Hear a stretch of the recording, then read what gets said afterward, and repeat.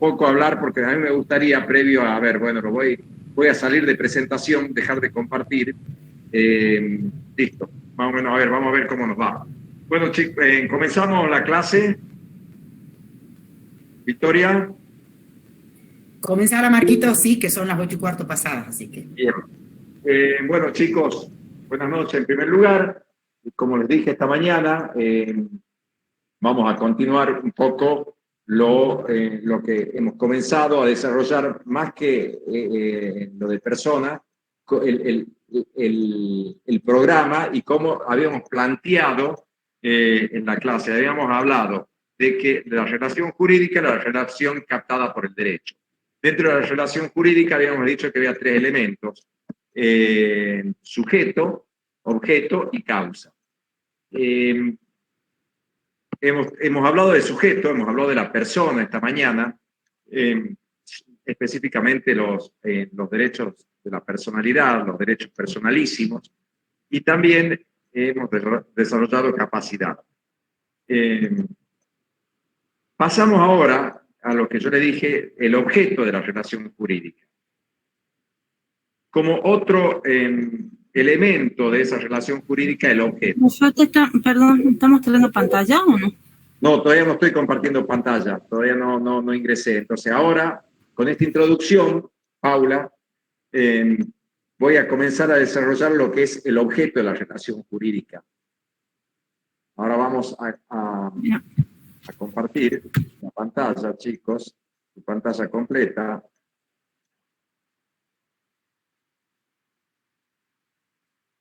Ahora ya vamos a esperar.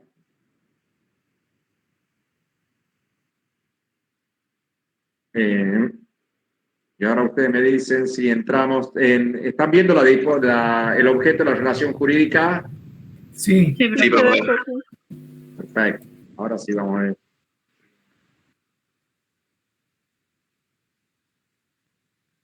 Ahí está. Bien. Y ahora ponele ocultar eso que te dice dejar de compartir, ocultalo, y entonces así se ve perfecta la pantalla. Ahí está, el otro día yo creo que había puesto... Ahí, perfecto. Bien. Por Dios. Victoria. Sí, estoy acá, solo que es para que no haya interferencia. ¿Sí? Los chicos, si podés grabar, puede ser. ¿Querés que grabe yo? Sí. Bueno, yo prefería que no se grabe para que los chicos, como quieran. Pero bueno, para que también ellos aprendan a las clases presenciales, a hacer apuntes, ¿me entendés? Bien. Por eso me parecía como didáctica que no les quede grabada. No sé qué opinan ustedes. No, yo. Bueno, la grabemos. La grabemos, a ver... bueno, yo grabo. Bueno. Empiezo a grabar. Bueno, a ver, vos fíjate y le haces señas a Marquito para que... No veo. Listo, empiezo a grabar ya. Bien. No está grabando todavía. Ahí está. Me dicen que no veo, yo estoy bloqueado. Sale una lucecita colorada. Grabando, me está cargando. Sí, todavía no está grabando.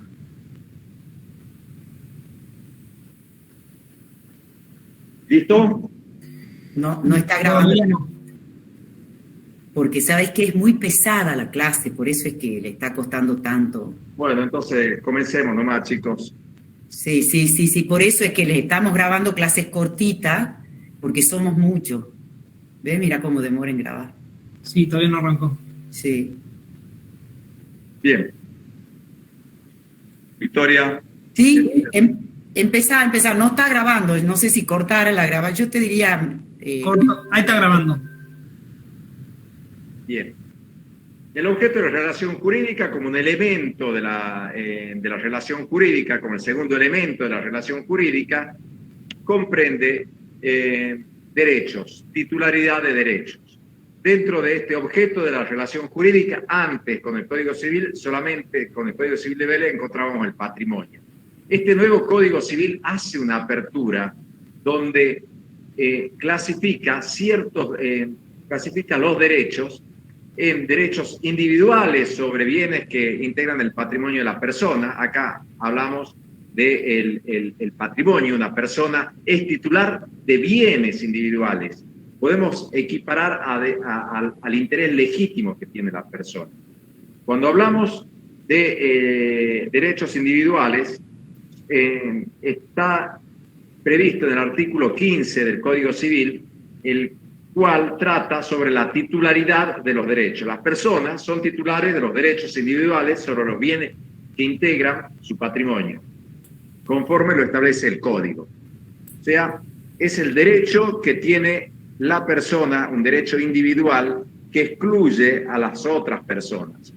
Acá hablamos de un interés legítimo porque el derecho está reconocido y protegido por el Código Civil. Encontramos, por otro lado, una nueva categoría son los derechos individuales sobre el propio cuerpo que carecen de contenido patrimonial. Esta nueva categoría es los derechos de las personas sobre su propio cuerpo y los cuales ese derecho no tiene un valor comercial, pero sí está protegido en la medida que la persona pueda disponer de su propio cuerpo con fines afectivos, terapéuticos, científicos, siempre podrá disponer en la medida que se respeten estos valores, pero no con fines comerciales. Esto hace al derecho a la personalidad. Ya nosotros vimos, cuando hablamos del artículo 55, 56, 57 del Código Civil, que habla del consentimiento informado, habla hablé de la genética humana, de poder la persona disponer de su cuerpo con fines científicos, pero ya lo vamos a ver más adelante. En la medida se diferencia de los derechos individuales sobre los bienes que integran el patrimonio, de que esos sí tienen un valor comercial, son susceptibles de apreciación pecuniaria. En cambio, que los derechos individuales sobre el propio cuerpo carecen de un contenido económico. No se puede disponer de parte del cuerpo por un precio en dinero. Por otro lado, también encontramos este nuevo derecho que es reconocido en la Constitución, no es nuevo para la Constitución, pero sí es nuevo para el Código Civil y Comercial, que son los derechos de las comunidades indígenas sobre los bienes que son comunitarios. De los derechos de las comunidades indígenas, hay una clase que la subió anoche la doctora González Prada, que ya está colgada en la página, pero hay una clase de la doctora, ella tiene una especialización y un libro, varios escritos sobre los derechos de las comunidades indígenas. Y por último, encontramos también que el Código Civil introduce los derechos de incidencia colectiva. El Código Civil hace una diferencia entre los derechos individuales y los derechos de incidencia colectiva. De manera tal que crea, o más que crea, incorpora un derecho que ya está reconocido en la Constitución Nacional. Por eso, en este Código Civil introduce innovaciones en cuanto constitucionaliza principios que antes no estaban contenidos en el Código Civil de Vélez. Era un código individualista. El único derecho que reconocía el Código Civil de Vélez era los derechos individuales patrimoniales, el derecho sobre el patrimonio, como objeto de la relación jurídica. Ahora se amplía esa gama del objeto de la relación jurídica en derechos individuales, reconoce que ya lo venía reconociendo el Código de Vélez, que es sobre el patrimonio, que ya lo vamos a desarrollar a todos estos puntos, derechos sobre el cuerpo humano que antes no estaban reconocidos, y lo dice taxativamente, que carecen de contenido patrimonial, pero reconoce que la persona puede disponer de su cuerpo y está regulado y reglamentado de la forma en que puede disponer de su cuerpo, pero con fines afectivos, terapéuticos, científicos, humanitarios o sociales, pero no con fines comerciales.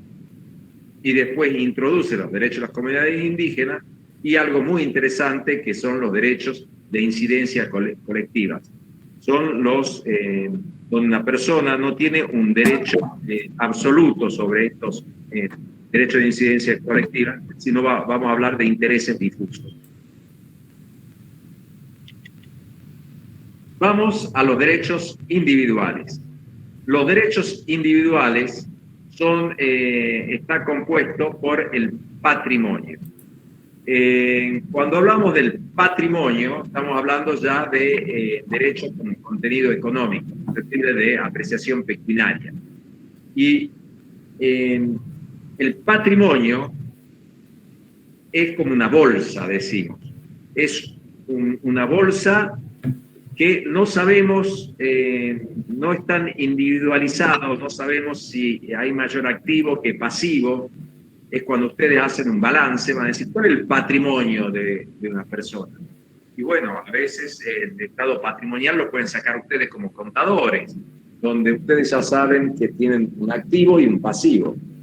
Y decimos, cuando ustedes hablan de patrimonio, no individualizan un bien, sino que cuando ustedes hablan de patrimonio, hablan de un conjunto de bienes, una masa de bienes que constituyen una entidad abstracta, es decir, independientemente de los elementos que la componen. Decimos que el patrimonio está integrado tanto por bienes como por deudas. Ustedes tienen un activo y un pasivo. Y ahí ese conjunto ustedes lo van a ir describiendo como contadores, pero en realidad llegan a determinar que es un conjunto, una masa de un activo y de un pasivo, si lo tenemos que definir. El patrimonio no se lo individualiza, cuando hablamos de patrimonio no se individualiza cada uno de los bienes, sino hablamos en conjunto. En principio, cuando hablamos de los derechos, de los atributos de las personas, ¿se acuerdan? Hablamos que dentro de los atributos estaría el nombre, el domicilio, el estado, esta mañana hemos hablado de la capacidad, y también el patrimonio. El patrimonio forma parte del atributo de la persona, en el sentido que todas las personas tienen un patrimonio, no se concibe personas sin patrimonio. El patrimonio es único, todas las personas tienen un solo patrimonio. La persona es titular, cuando hablamos de un patrimonio general, vamos a ver, patrimonio general, la persona es titular de un patrimonio general. Es por ello que no obsta a que la persona sea titular de patrimonios especiales. Cuando hablamos de patrimonios especiales, entonces ustedes tienen que hacer una distinción, que la persona tiene un solo patrimonio, el patrimonio general, que es el conjunto, esa masa de activo y pasivo, que a veces el pasivo puede superar el activo y no por eso decir que la persona no tiene patrimonio. Ese patrimonio es la capacidad, el derecho que tiene la persona a adquirir bienes, a ser titular de derechos individuales y también no solamente tener derechos individuales, sino que también a veces tienen más deuda que derechos. Pero ese vendría a ser el patrimonio en general. Pero, a su vez, vamos a ver que la persona puede tener patrimonios especiales. Estos patrimonios especiales son escisiones del patrimonio general creados por ley, previstos por ley, que están afectados a un fin específico. Todos los bienes que forman ese patrimonio especial van a cubrir las deudas contraídas en cumplimiento de ese fin específico. Por ejemplo, generalmente cuando una persona muere, deja herederos. Y el Código Civil prevé que conjunto de bienes que se llama la masa hereditaria, son todos los bienes, el patrimonio hereditario que es titular de una persona, se transmite a sus herederos. Pero se presume que la acepta con beneficio de inventario. ¿Qué quiere decir el beneficio de inventario? Como un patrimonio de afectación especial. Por ejemplo, mi padre muere, o sea, murió, y él dejó, supongamos que mi padre haya dejado finca, casa, autos, y somos 2 o 3 hermanos. Todos esos bienes automáticamente pasan a formar parte de nuestro patrimonio, se transmiten en forma automática, pero el Código Civil prevé que lo acepta con beneficio de inventario. Con beneficio de inventario quiere decir que no se incorpora a mi patrimonio, sino que yo soy titular de un patrimonio especial que es esta masa hereditaria y que se va a incorporar a mi patrimonio una vez que con ese conjunto de bienes se licúe todo el pasivo, todas las deudas que tenía el causante, o sea, mi padre, porque puede suceder que mi padre o el patrimonio tenga más deudas que créditos. Y si se incorpora a mi patrimonio esa masa hereditaria, ¿qué va a pasar? Van a venir los acreedores de mi padre, que es el causante, y van a ejecutar mis bienes propios, porque la masa hereditaria, el patrimonio de la masa hereditaria, el activo de la masa hereditaria, no era suficiente para cubrir el pasivo. Entonces, se presume que ese patrimonio está afectado a un fin, que en principio es esa masa hereditaria la finalidad es que se cubra todo el pasivo, y una vez que se cubre todo el pasivo y hay un excedente de activo, recién lo podemos incorporar al patrimonio de la persona. Entonces, por eso hablamos de un patrimonio afectado a un fin. También tenemos en la quiebra, generalmente cuando hay una situación de falencial, una persona es desapoderada de todos sus bienes. No es que, entonces, todos esos bienes que era titular la persona están afectados a cubrir todas las deudas. Pero tiene el patrimonio general que no queda desafectado. El patrimonio general son los bienes mínimos necesarios para que pueda subsistir esa persona. Encontramos también, vamos a estudiar que los patrimonios estos especiales están previstos en la ley. La persona no lo puede crear, no lo puede porque hay un solo patrimonio, hay un patrimonio general. Hay patrimonios afectados a un fin, pero en la medida que estén previstos, normados por la ley, creados por una norma, la persona voluntariamente no puede crear patrimonios especiales. Otro de los patrimonios especiales afectados a un fin, vamos a ver cuando estudiemos contratos, es el fideicomiso, que es un bien determinado, un conjunto de bienes que están afectados a cumplir una finalidad prevista en el contrato de fideicomiso. Entonces, ese patrimonio se escinde, cuando hablamos de sales, lo excluimos del patrimonio general y lo afectamos a un fin determinado. Llevan su propia contabilidad, están destinados a cumplir ese fin, no se confunde con el patrimonio general, o sea, que se forman dos estados contables diferentes, el patrimonio general, y una persona puede tener varios patrimonios especiales, pero esos patrimonios especiales que se escinden del general están aplicados a un fin determinado, y todos esos bienes van a cubrir las deudas contraídas en cumplimiento de ese fin.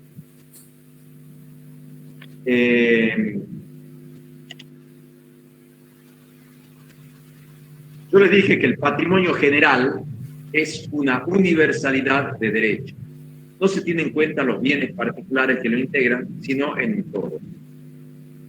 Cuando comenzamos a hablar, yo les dije que efectivamente en el patrimonio tenemos un activo y un pasivo, pero no se tiene, es como si fuera una bolsa, donde nosotros no vemos el interior de esa bolsa, que no existe dentro de esa bolsa, sino que vemos esta universidad, este conjunto, del cual es titular una persona. Que a veces el patrimonio puede suceder que ustedes me digan, ustedes contadores pueden determinar que el patrimonio da negativo, o sea que las deudas, el pasivo, supera el activo. Pero no por eso ustedes van a decir que no tiene patrimonio.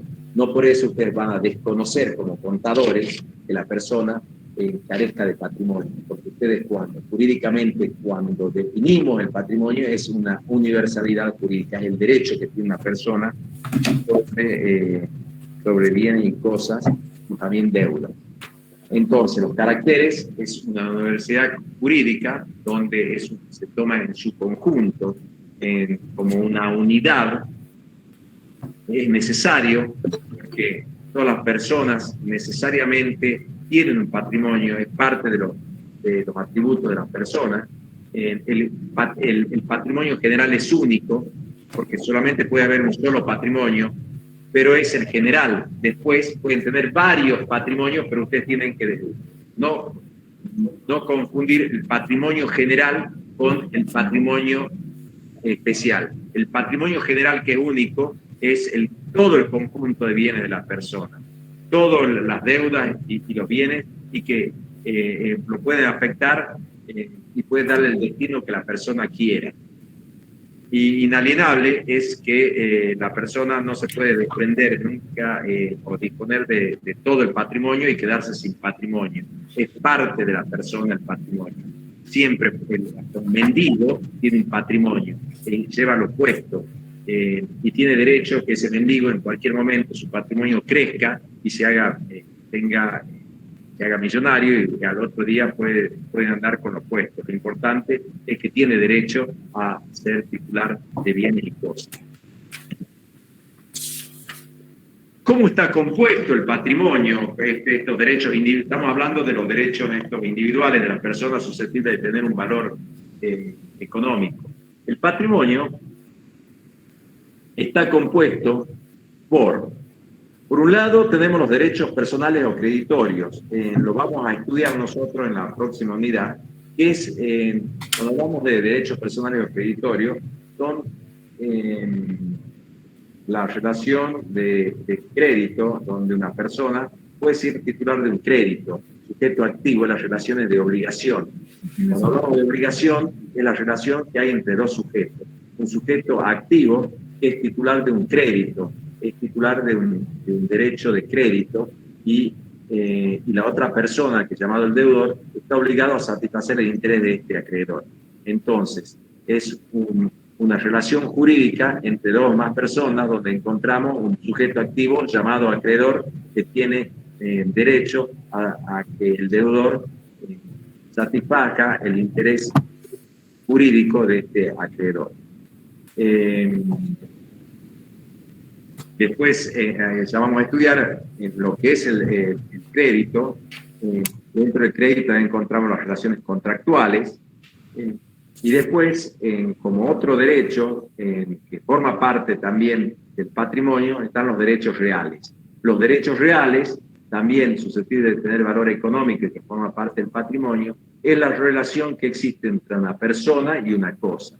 La persona tiene un derecho sobre una cosa, donde encontramos que un sujeto activo determinado, que es el titular de un derecho real, y un sujeto pasivo indeterminado, que es el sujeto pasivo, son todas las personas que deben respetar, que no deben entrometerse, que no deben violar esa relación que existe entre una persona y una cosa.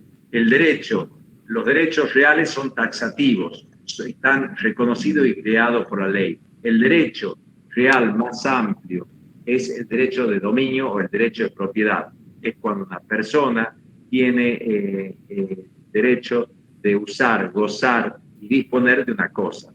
Entonces, cuando ustedes analicen el patrimonio, por un lado van a decir créditos. ¿Qué créditos tiene la persona? Y bueno, tiene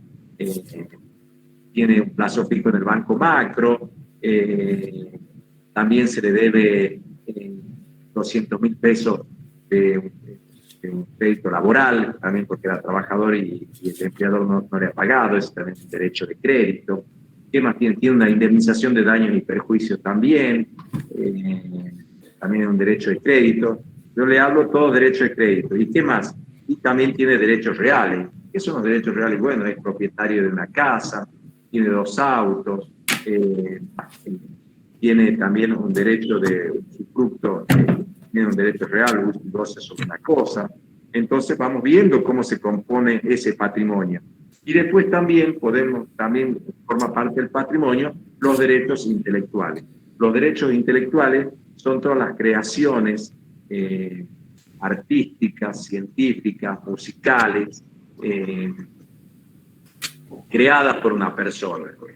Cuando una persona genera toda esta creación a través del intelecto, de carácter musical, de carácter científico, de carácter, yo les dije, literario, esa persona tiene derecho a disponerlo, puede vender esas creaciones intelectuales, y por esas creaciones intelectuales también se le paga un precio, o lo puede inscribir en el registro de la propiedad intelectual. Entonces, cualquier persona que haga uso, que utilice estas creaciones, tendrán que abonarle al creador un precio por la utilización de estos derechos intelectuales. Entonces decimos que también forman parte del patrimonio porque son susceptibles. Ay, estoy quedando sin batería. Esperen, chicos, que voy a enchufar la máquina. Disculpen.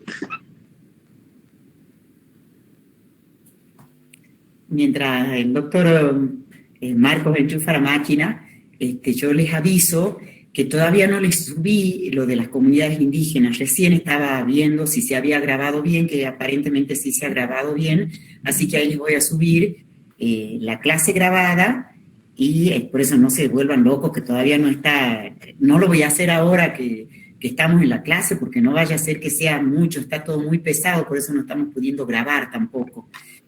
Y entonces se los voy a subir una vez que terminemos esta noche o mañana en la mañana, ya les subimos lo de las comunidades indígenas y después este PowerPoint de lo que está hablando el doctor Marco. Todavía no les subí porque quería ver si se había grabado bien. Sí, perdón, chicos, perdón a los profes también, no me había olvidado de enchufar la máquina porque me tenía que cambiar de lugar. Estábamos entonces en los derechos intelectuales, creo, que forman parte del... Todos estos 3 derechos son parte de activo, todos son susceptibles de apreciación pecuniaria, pero también les dije que el patrimonio puede estar gravado por deudas, por un pasivo. Cuando hablamos de deuda, son todas las obligaciones que está gravando ese activo y a través del cual la persona titular de un patrimonio se convierte en sujeto pasivo. En ese sentido, él tiene que cumplir con una obligación que también es susceptible de apreciación pecuniaria, lo cual va a agravar o va a afectar el activo. Entonces, todo eso puede suceder que el pasivo sea mayor que el activo, pero por eso, por el simple hecho de que el patrimonio dé negativo, de que tenga más deuda que crédito, no exista patrimonio.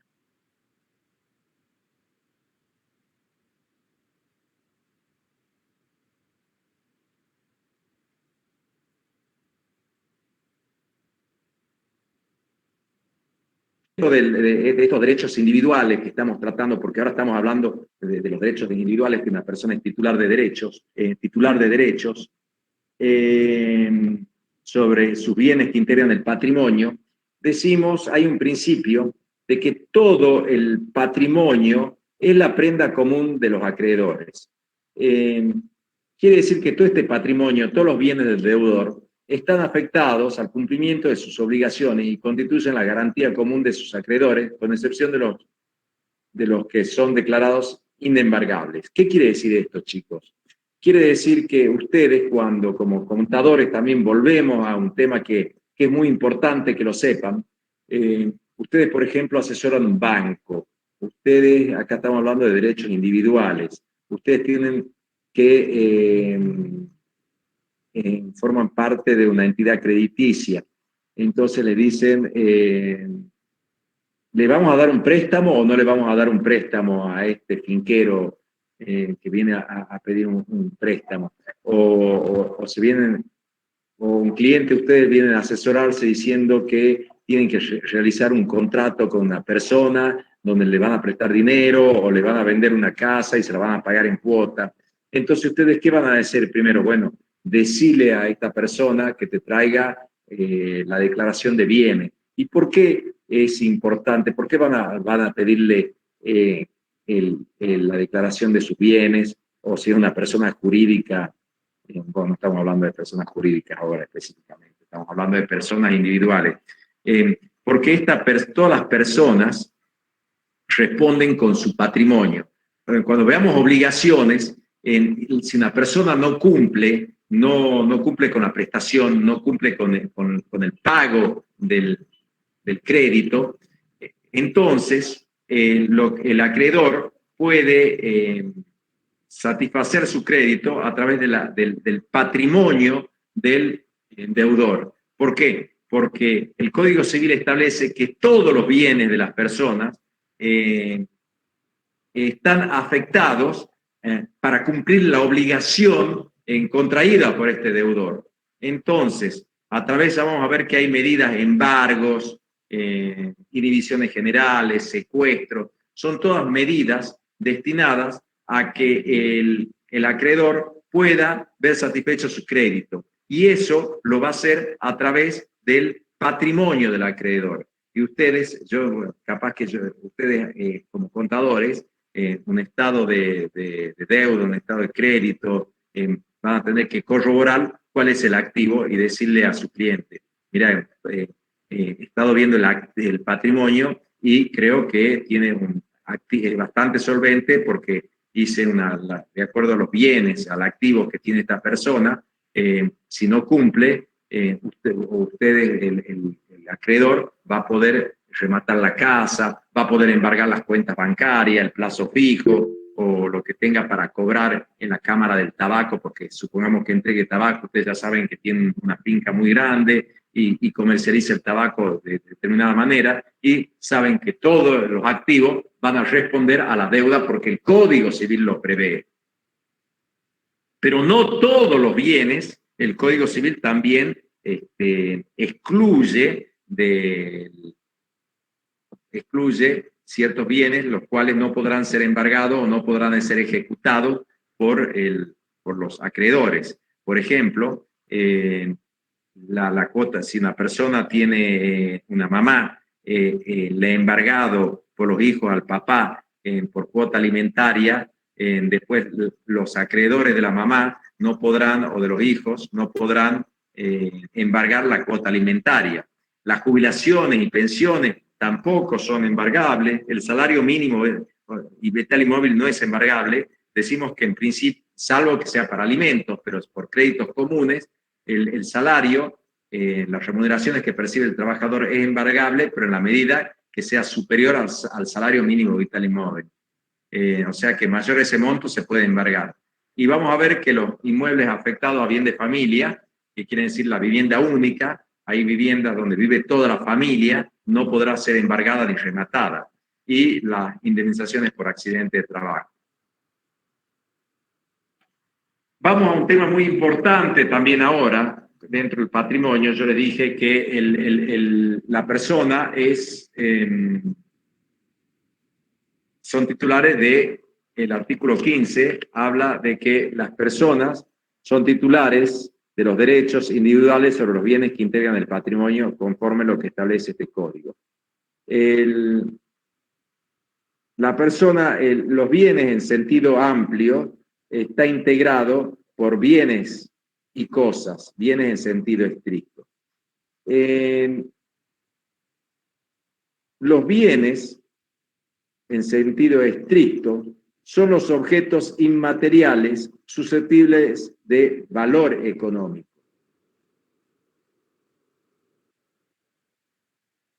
Vean bien que hablamos de objetos inmateriales. ¿Qué son objetos inmateriales? Son todos los que no son palpables, son los que no lo podemos,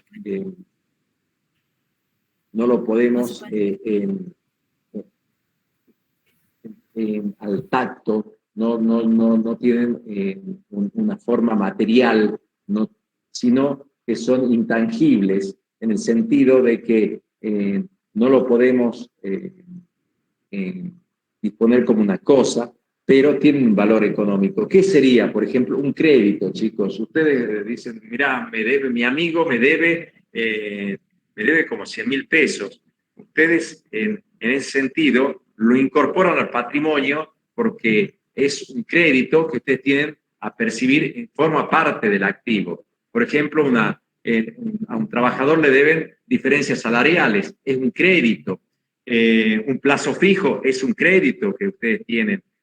Y también bienes también, por ejemplo, ustedes forman una sociedad anónima, una SRL, donde son titulares de acciones. Esas acciones tienen un valor, entonces son intangibles, pero son bienes porque tienen derechos sobre esa sociedad, sobre acciones. Por ejemplo, los derechos hereditarios también. Se muere el padre de una persona, la persona dice, yo tengo el 50% de la masa hereditaria.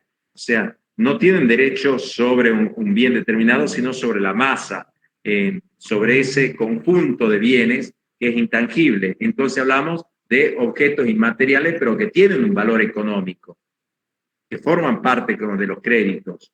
Y después tienen las cosas. Las cosas, que está previsto en el código, en el artículo 16, son, a diferencia de los bienes, son objetos materiales, o sea que son tangibles, susceptibles de valor económico. Por ejemplo, una casa es un objeto material, un auto es un objeto material, una joya, un anillo, un celular, un cuadro, son todos bienes materiales que tienen un valor. Y vamos a ver que el Código Civil introduce también, que ya lo tiene el Código Civil y el Código Civil de Vélez, y este código también lo mantiene, que establece que las disposiciones referentes a las cosas son aplicables a la energía de las fuerzas naturales susceptibles de ser puesta al servicio del hombre. Acá, cuando hablamos de la energía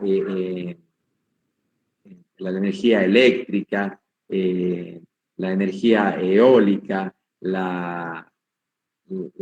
podemos hablar también de toda esta clase de energías en las cuales el gas también se le aplican los mismos principios que a las cosas materiales, o sea que forman parte de las cosas, lo equiparan a las cosas a las disposiciones a la energía y a las fuerzas naturales que son puestas al servicio del hombre. Bueno, dentro de las cosas muebles, esto no me corresponde hablarlo, va a hablar la doctora Sala Soler, ahí van a ver las cosas materiales. Es muy importante que sepan que estas cosas tangibles, materiales, tienen una clasificación. Ya van a ver muebles, inmuebles, divisibles, indivisibles, fungibles, no fungibles, frutos, productos, fuera del comercio, dentro del comercio. Van a ver lo que son los bienes del dominio público, los bienes del dominio y los diferencias los bienes del dominio privado. Con esto, entonces con esto ya hemos hablado de los derechos individuales que forman parte del patrimonio. Hasta ahí venimos hablando de los artículos en los derechos individuales, que está formado por los bienes, que sería el patrimonio, que es susceptible de un valor económico. Todo lo que hemos hablado estaba en el Código de Vélez, estaba en el código anterior. Ahora, este código, cuando hablamos de objetos de la relación jurídica, no solamente están los derechos individuales, que lo definí recién, sino que tenemos otra clase de derechos, que son los derechos de incidencia colectiva. Los derechos de incidencia colectiva lo tenemos entonces en el artículo 14, lo introduce, y ¿a qué se refiere estos en derechos de incidencia colectiva sobre bienes colectivos. Cuando hablamos, a ver, antes de definirlo, le voy a dar un ejemplo. Yo tengo mi casa, que es un derecho individual. Yo tengo el Código Civil me reconoce un interés legítimo. Yo tengo una acción legítima, un interés directo y legítimo, del cual nadie me puede violar y me está reconociendo y forma parte de mi patrimonio. De manera tal que yo lo puedo vender. Si alguna persona quiere introducirse, yo tengo acciones para despojarla, para excluirla de este lugar, que es mi propiedad. Pero hay ciertos bienes que no pertenecen a una persona, sino que todos tenemos interés en estos bienes. Por ejemplo, yo les decía que el río Sibisibi, qué más lindo que tener el río Sibisibi, el río Grande y el Parque Lineal, de los cuales todos tenemos un interés en mantenerlo. Pero el problema es que antes de este Código Civil no estaba previsto, sí estaba en la Constitución, que las personas no tenían ningún derecho sobre estos bienes, pero todos teníamos intereses, queríamos preservar estos, en especial el medio ambiente. Antes cualquiera tiraba humo, prendía fuego en el campo, tiraba la basura y nosotros no teníamos derecho, salvo teníamos que ir a hacer la denuncia a la municipalidad o a la policía, que ellos tenían poder de policía de mantener el medio ambiente. Pero ahora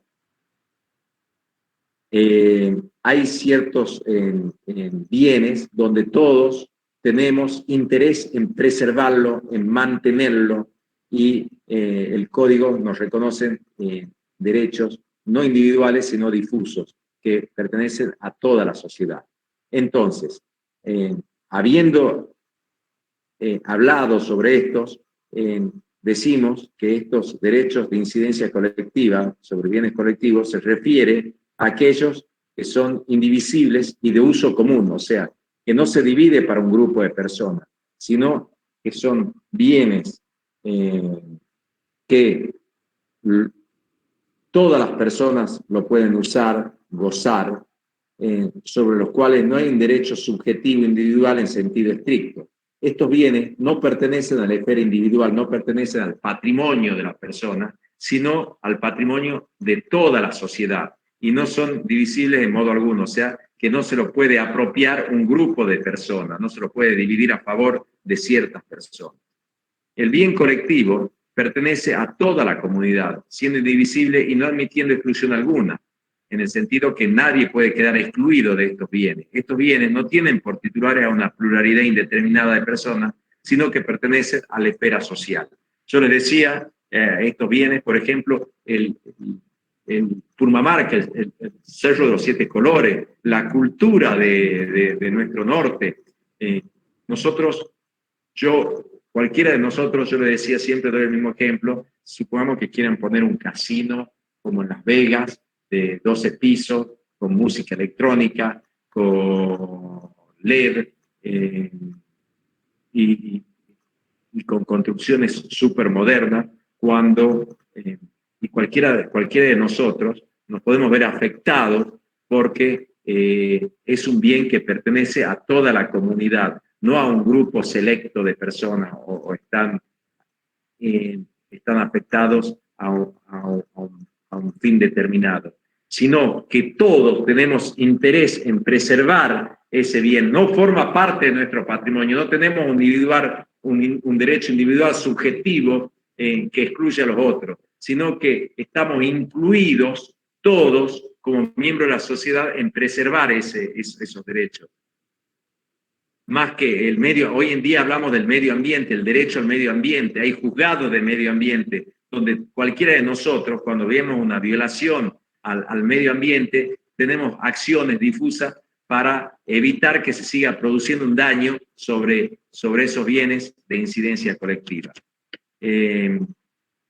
Nosotros decimos que tenemos derechos, hemos visto que tenemos derechos individuales y derechos de incidencia colectiva. Los derechos individuales son los que pertenecen a una persona, tiene un derecho subjetivo de ser titular, de utilizarlo y de gozarlo a ese derecho. Y nadie puede excluirlo y nadie puede violar ese derecho individual. Pero vamos a ver que ese derecho individual debe ceder ante los derechos generales de incidencia colectiva.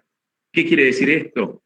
El artículo 240 del Código Civil prevé que el ejercicio de los derechos individuales de cada persona debe ser compatible con los derechos de incidencia colectiva.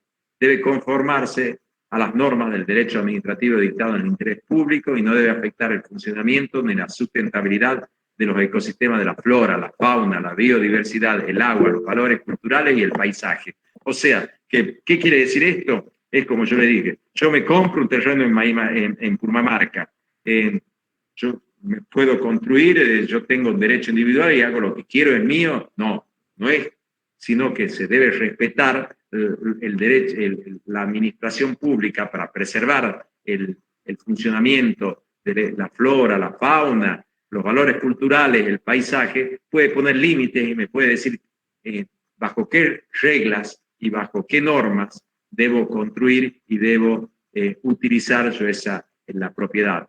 Y no lo hace en forma arbitraria para cercenar los derechos individuales, porque el derecho a la propiedad es el derecho más sagrado, pero tampoco podemos decir que la propiedad como el derecho más sagrado, el derecho más amplio, el derecho más absoluto, cede ese derecho ante los derechos de incidencia colectiva, donde en los derechos de incidencia colectiva el derecho común de todos, donde se preserva el ecosistema, la flora, la fauna, el agua, los valores culturales, el paisaje. Bueno, después tenemos la vivienda, que también eso, el derecho a acceso a la vivienda, que como forma parte del patrimonio, pero que está fuera de la agresión de los acreedores, que eso también se lo va a dar a la doctora Sara Soler. Y por último, hablamos también de que hemos visto los derechos individuales, yo les hablé, el objeto de la relación jurídica, los derechos individuales, los derechos de incidencia colectiva, los derechos de las comunidades indígenas, y también tenemos los derechos sobre el cuerpo humano, los que estaban previstos en el artículo 17. Hemos visto que establece que se protege, se forma parte del objeto de los derechos individuales, el derecho sobre el cuerpo humano o sus partes, pero nunca va a tener un valor comercial. Si una persona puede disponer y se puede celebrar actos jurídicos, siempre y cuando no tengan un valor patrimonial, pero con fines humanitarios, sociales, y siempre que se respeten los valores afectivos, terapéuticos, según lo dispongan las leyes especiales. Es ahí que, en primer lugar, no forma parte del patrimonio, está fuera del patrimonio los derechos sobre el cuerpo humano, y solo se puede disponer en forma gratuita. Ustedes saben que pueden donar un órgano, está la ley de donación de órganos, pueden donar un riñón, pueden donar también pueden donar sangre en la medida que estén limitados. Además debe existir, siempre debe existir el asentimiento de la persona que dona, en la medida que se le debe informar en qué consiste ese tratamiento, para cuáles, yo les dije esta mañana, cuál es el destino, y la finalidad siempre va a ser en terapéutica, humanitaria o social, o sea, que rige el principio de la finalidad. Y siempre, no porque haya firmado y haya dado el asentimiento, en cualquier, y lo haya dicho ante escribano público, funcionario público, 150.000 testigos, y haya cerrado y haya haya dado su asentimiento, consentimiento y su voluntad, en cualquier momento se puede revocar. Revocar es dejar sin efecto ese acto de disposición sobre el cuerpo humano. se debe considerar lo referido a los derechos personalísimos, cuando hemos visto los derechos de la personalidad, en el sentido de que la persona puede disponer sobre su cuerpo humano, pero en la medida que no se le cause un daño, en la medida que sea informado, en la medida que no tenga fines comerciales. También se pueden realizar investigaciones sobre los seres humanos, pero en la medida que no distorsione las genéticas, hemos visto que se puede hacer estudios, pero no distorsionar la genética. Cualquier intervención terapéutica sobre la persona debe tener el consentimiento informado, que ya lo hemos hablado esta mañana, y después una persona también puede dejar por escrito directivas médicas anticipadas. En caso de que tenga alguna enfermedad o operación, puede disponer qué se va a hacer, qué tratamiento le quieren dar ante un problema de riesgo en la salud. Esto sería más o menos ahora voy a salir, esto sería lo principal. No sé si, a ver, vamos a salir. Vamos a dicen. Bueno, creo que salí.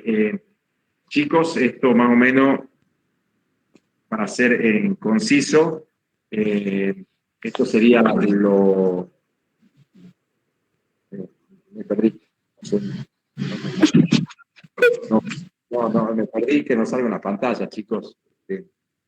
Esto sería lo principal, lo referido a el objeto de la relación jurídica.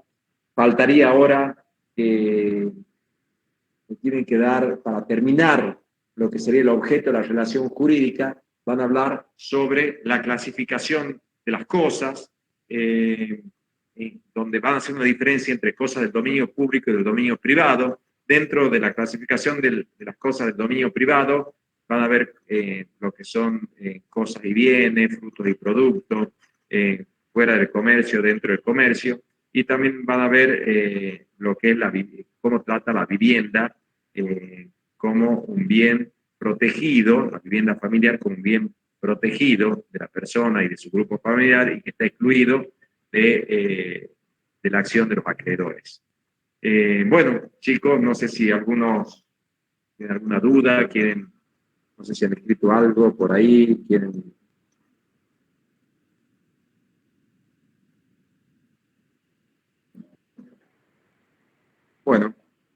Bueno, chicos,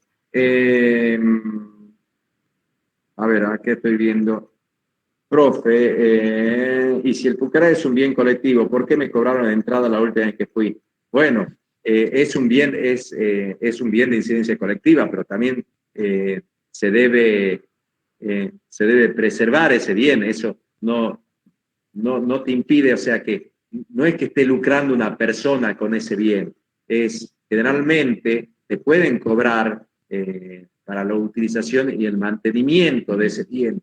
No es que alguien se está apropiando y está lucrando y está obteniendo ganancias, sino que lo que te hacen es, para poder preservar y poder mantenerlo, tienen derecho a cobrarlo. Y si sos jujeño, me parece que no te tenían que... Yo estuve hace un mes y no me han cobrado, ¿eh? Le están cobrando a los que no tienen domicilio acá. Pero ahí está, Natalia dice que no le cobran. Sí, creo que a los jujeños o los que tienen domicilio acá en Jujuy. Pero los bienes de incidencia colectiva no quiere decir que no te van a cobrar. El espíritu es otro. El espíritu es que si vos, el Pucará es un bien cultural, si vos ves o vos considerás que están lucrando, podés hacer una acción.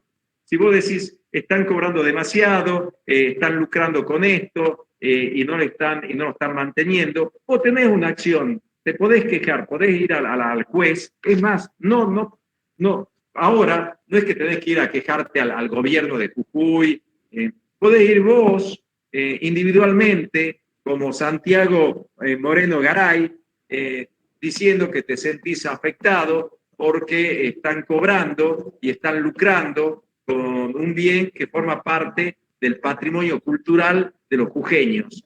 Entonces, ¿A vos quién te ampara? Te ampara el código, lo que yo te estoy, los artículos que yo te dije del Código Civil, donde vos no es parte de tu patrimonio, pero es parte de tu cultura. Entonces el juez te va a escuchar y va a considerar si están violando tendrá el derecho de defensa quienes administren el Pucará y van a decir no, o sí estoy lucrando, no están lucrando, y pueden exigirle que cese con esa actitud que contradice los principios comunitarios, culturales para nosotros que tienen el Pucará. No sé si... pero por supuesto que tenés derecho a subir.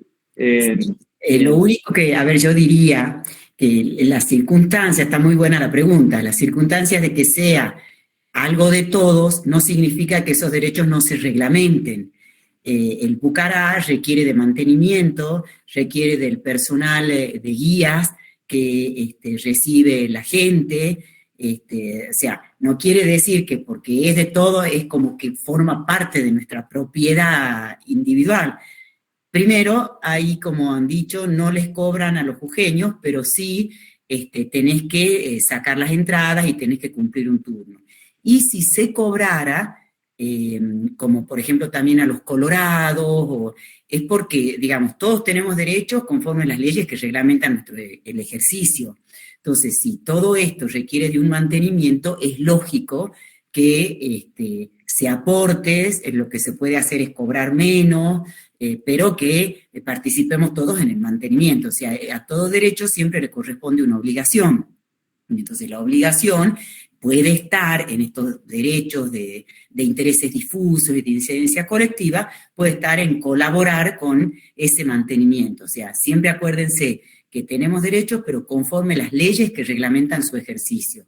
Entonces, ahora, si por supuesto el acceso sería, digamos, carísimo, digamos, ese ejercicio se puede plantear una inconstitucionalidad, pero si hace a la reglamentación del mismo, no.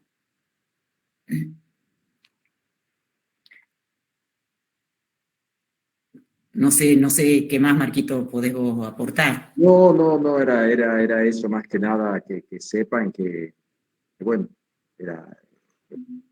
si ellos ven que encuentran que hay se están violando, si él considera también que se está pagando y es excesivo y se está lucrando y no se hacen las obras de mantenimiento, puede ir a un juez, o sea, no tiene el derecho, de última que lo diga el juez, ¿se entiende o no? Porque él se siente afectado.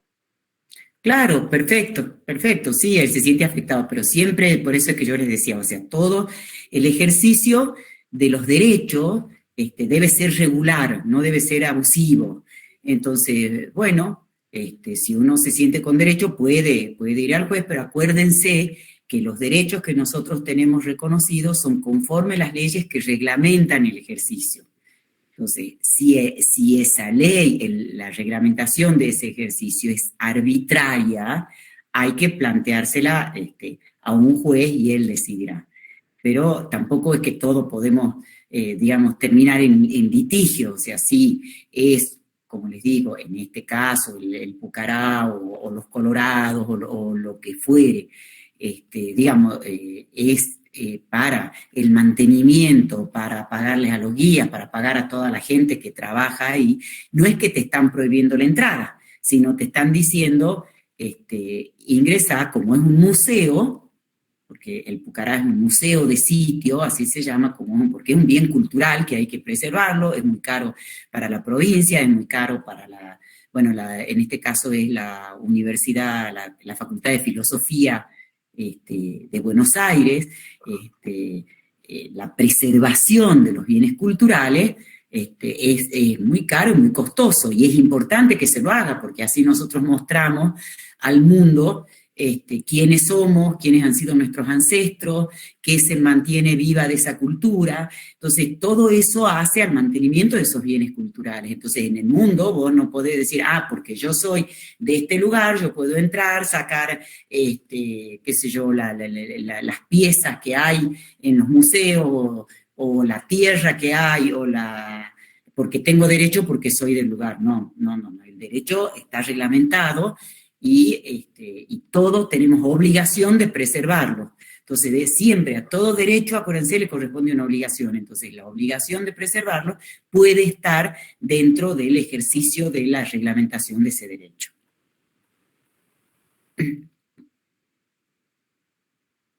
No sé si tiene alguna... Lo importante del Código Civil también es lo que podemos discutir este tema. Antes de la reforma, no teníamos cómo, o sea, los bienes de incidencia colectiva estaban previstos en la Constitución, eran intereses difusos, pero no estaban en el Código Civil. Ahora nos da la oportunidad de poder y de tener acciones para hacer que se respete, de prevenir y de tomar acciones para preservar los bienes de incidencia colectiva. Claro, perfecto. Sí, no sé qué más. No sé si quería agregar algo, María Victoria, que por ahí vos lo hayas dado en la clase pasada tuya y para que igualemos algún concepto, Sí, a ver, una cosita más, yo que ya no sé si dijiste el tema de los intereses, o sea.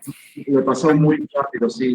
Muy rápido, claro. Cuando hay derechos subjetivos, que son estos derechos individuales de los cuales les hablaba el profesor Montaldi, por oposición al derecho objetivo, ¿se acuerdan que el derecho objetivo es la norma? El derecho subjetivo son los derechos reconocidos a nosotros en forma individual, que podríamos decir que cuando hay un derecho subjetivo, el derecho subjetivo es sinónimo de facultad.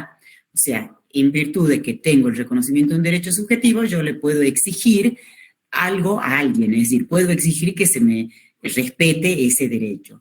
Bueno, para exigir yo tengo que tener, digamos, y cuando tengo un derecho subjetivo, lo que tengo es un interés legítimo. El interés legítimo, que eso es lo que me permite a mí accionar y acudir a la justicia, es, digamos, cuando la protección que yo pido del derecho es porque está reconocido en la ley y porque me incumbe de manera individual, es decir, persigue el beneficio propio.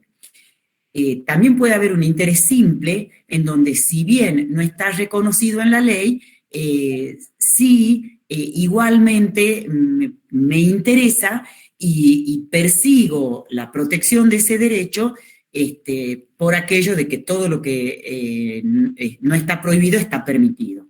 Que es lo que yo les explicaba a los chicos, que es lo que sucedía, por ejemplo, con la concubina, cuando se moría antes del Código Civil, cuando se moría o se lesionaba en un accidente a una persona, y ella tenía derecho a que le reconozcan la indemnización, digamos, hasta el Código Civil no estaba previsto eso, y jurisprudencialmente se lo reconocía porque se decía que tenía un interés simple, en el sentido que si bien no estaba reconocido por la ley, sí lo tenía porque, por el hecho de haber convivido, por ser la pareja, hoy lo tenemos reconocido en el Código Civil. Y los intereses difusos, que son propios de los intereses colectivos, en donde el interés ese ya no es un interés legítimo exclusivo que me va a beneficiar a mí, sino se difunde en toda la sociedad. Qué sé yo, el mantenimiento del Pucará de Pilcada, del Cerro de los Colorados, de los otros Pucarás, incumbe, digamos, a todos, el mantenimiento del Civi y del Parque Lineal, incumbe a todos, es decir, ese interés legítimo que también lo tenemos porque también nos interesa a nosotros en forma individual, es difuso, se difunde, no es lo mismo el vecino de la fábrica que todos nosotros que nos interesa que no contamine la fábrica. ¿Me entienden? Entonces, en ese sentido es que es importante que ustedes puedan distinguir que cuando hablamos de derechos subjetivos, hablamos de derecho de interés legítimo, y cuando hablamos de derechos colectivos o derechos de incidencia colectiva, hablamos de intereses difusos. Y Marquito, no sé si has hablado de la disposición de los derechos del cuerpo humano al principio, ¿no? Sí, no, está, y lo dije también al principio y lo terminé desarrollando. El último tema que desarrollé fue del artículo 18, del artículo 17, sobre el cuerpo humano, que se los puede disponer siempre y cuando sean con fines terapéuticos, científicos o sociales. Sí, No tiene un valor comercial y bueno, le hablé un poco del consentimiento informado. exacto. Que son nuevas categorías de bienes, claro. Exactamente, y quedaría por desarrollar entonces, lo único que ahí si querés decir cuándo van a subir, yo hablé de 4 categorías dentro del objeto de la relación jurídica, de los derechos individuales, de los derechos de incidencia colectiva, de los derechos sobre el cuerpo humano, y me quedaría una 4ª, que son los derechos de la comunidad indígena. Sí, sí, ya les aclaré, no lo subí todavía porque quería ver cómo se había grabado, porque lo grabé anoche sola, pero sí, aparentemente sí se ha grabado bien, el PowerPoint se lo ve poco, no sé por qué, pero de todas maneras eso les vamos a subir. O sea, ahí ya está grabada la clase, no es una clase muy larga, sobre el régimen de las comunidades indígenas, los derechos de las comunidades indígenas y el régimen de la propiedad comunitaria indígena. Victoria, y quedaría para cerrar lo de objeto, este capítulo, no sé si también que va a estar grabado en lo que son la clasificación de cosas, tiene el dominio público y privado y la vivienda, faltaría. Sí, sí, en principio va a ser la doctora Sala Soler la que lo va a grabar, y si no, bueno, ya si ella no puede, vamos a hacer alguno de nosotros. Con eso cerraríamos esta unidad 3. Lo que quería preguntarte también es si se ha dicho que el consentimiento en la disposición de estos derechos personalísimos, cuando se tratan de la disposición de los bienes sobre el cuerpo humano, son esencialmente revocables. O sea, el consentimiento que nosotros damos es esencialmente revocable. ¿Eso qué significa? Que nosotros hasta el último momento nos podemos echar atrás. Eso quiere decir que es esencialmente revocable. O sea, hasta el último por más que lo hayamos dicho ante escribanos, sin testigos, policía y yo siento también un sacerdote, hemos dicho que en cualquier momento se lo puede dejar sin efecto. Claro, que eso no sucede en un contrato, ya vamos a ver, en un contrato cualquiera, no es que yo me puedo echar atrás y diga, bueno, ya no quiero contratar con vos y listo. Es decir, en estas nuevas categorías de cosas, en donde las podemos disponer, aunque sean cosas que están fuera del comercio, por razones de utilidad, de necesidad, etcétera, de sociales, de investigación, nos podemos echar atrás, nos podemos revocar nuestro consentimiento y decir, miren, no quiero que se haga esa investigación en mi cuerpo, por ejemplo. Sí, eso es importante. Bueno, Marquitos, no sé qué más. Sí. No, hay bueno, después, todas estas consultas que han hecho, están haciendo el trabajo por la mañana, los problemas esos, chicos, eso Ya les he contestado, ya les hemos contestado. Ah, bien, perfecto. Sí, ya está todo contestado, así que... Perfecto. ¿Hasta qué unidad va el parcial? Va hasta la unidad 4, que es esta que vamos a empezar a dar la semana que viene. Es sobre hechos y actos jurídicos, que es la fuente de las relaciones jurídicas. ¿Sí? Así que va incluyendo eso. Y después les vamos a subir el trabajo práctico, que es el que se va a evaluar. Si ustedes están haciendo los trabajos prácticos con los profesores, están ensayando, digamos, se los tienen que presentar como ellos les vayan diciendo, pero el trabajo práctico que se evalúa a los fines de la regularidad de la materia va a ser establecido en el aula virtual. Por eso es que ya les vamos a subir el foro sobre selección de grupos, para que ustedes se vayan inscribiendo, y el trabajo práctico tiene que ser en grupo. Me están preguntando si lo pueden hacer individual. No, tiene que ser en grupo, porque la idea es que ustedes intercambien, como tienen un vocabulario muy difícil para ustedes y están en una ciencia completamente diferente a la de ustedes, que no es una ciencia exacta. Entonces es importante que ustedes debatan, que entre todos trabajen ahora que ya nos podemos reunir. Así que el parcial más o menos va a ser el 6 o 7 de mayo. Ya les vamos a avisar. La semana que viene les damos todo lo de actos jurídicos y ahí les confirmamos bien si es bien o ¿Cómo? ¿Con cuánto se aprueban? Pregunta. ¿Con qué nota? Bueno, ustedes tienen que obtener la regularidad. En principio es con 6, digamos. Y con eso tienen que aprobar, para tener la regularidad. ¿Sí? O sea, el 60% del parcial tiene que estar aprobado. Y siempre hay, como la materia es tan grande, siempre hay respuestas que no pueden faltar. O sea, hay ciertas preguntas que son esenciales en el parcial. Recuperatorio, pregunta. Y los recuperatorios son con flotante, digamos, son 2 parciales y un flotante. Tienen derecho al flotante, todo eso, chicos, lo tienen, no estaba puesto en la introducción, sino ya se lo podía poner. Creía que se los había puesto. El flotante tienen derecho el que no ha aprobado alguno de los 2 parciales, porque es el recuperatorio de los 2 parciales, y después rinden el examen final. Y acuérdense que el examen final rinden los contadores, práctica y teoría.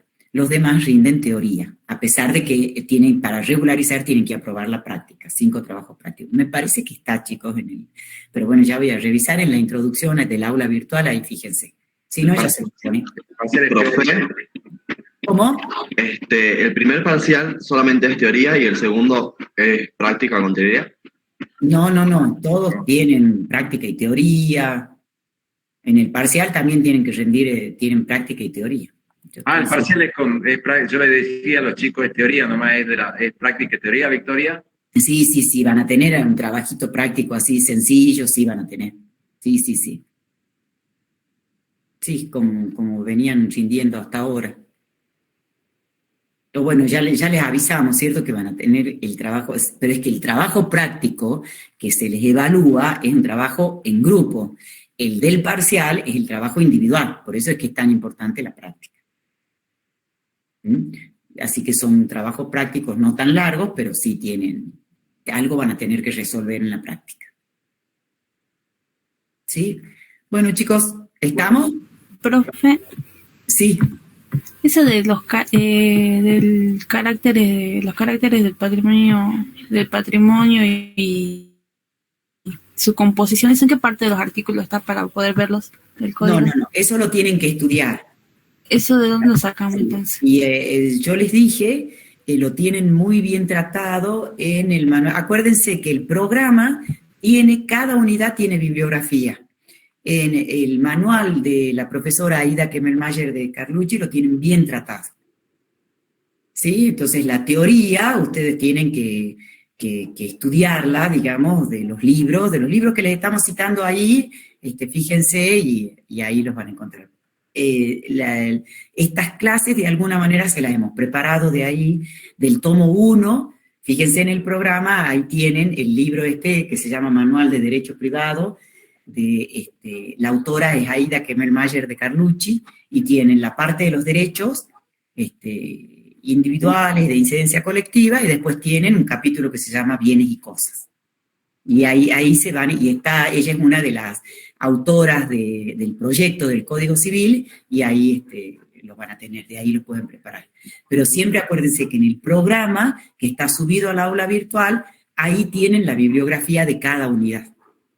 No obstante, en los PowerPoint están señalados los números de los artículos del Código Civil. Están todos los PowerPoint tienen con respectivo número del código. Ah, sí, lo estaba viendo.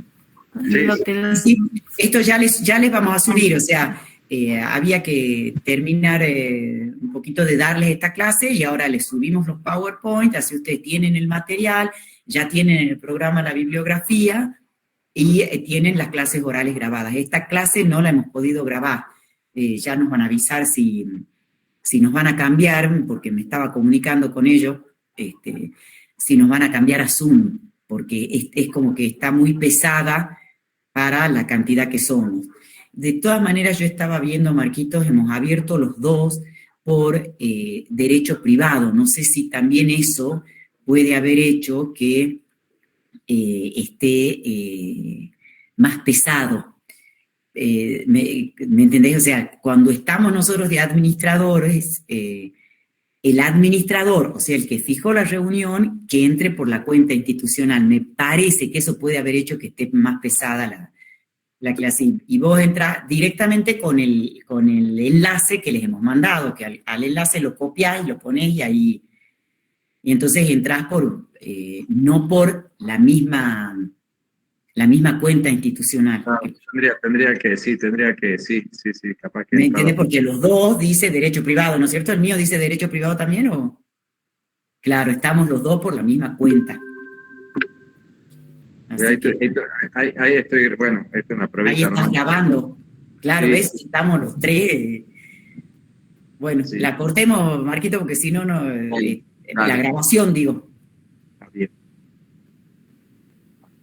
Claro, Bueno. ¿ves? Ahora podemos, pero somos menos, somos 77. Claro.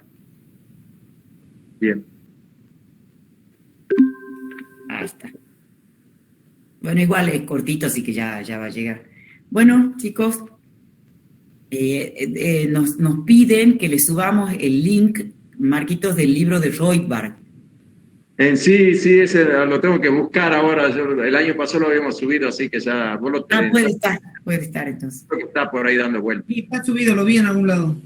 Dale, Ignacio, si lo ves también. Ya por ahí. se lo vamos a subir. En avisos, chicos, no, acuérdense que en avisos van las comunicaciones que les den y los enlaces y después les abrimos un foro en cada clase oral que les subimos, les abrimos un foro para que ustedes le escuchen y lo que necesiten preguntarnos nos preguntan en ese foro. ¿Sí? Bueno, chicos, ¿terminamos la clase? Muy Dale. bien. Gracias, profe Marcos. Chao. A ustedes. Muchas gracias a todos, chicos. Que estén bien. Chao, profe, hasta luego. Hasta luego. Hasta luego, profe. Hasta luego, profe, gracias.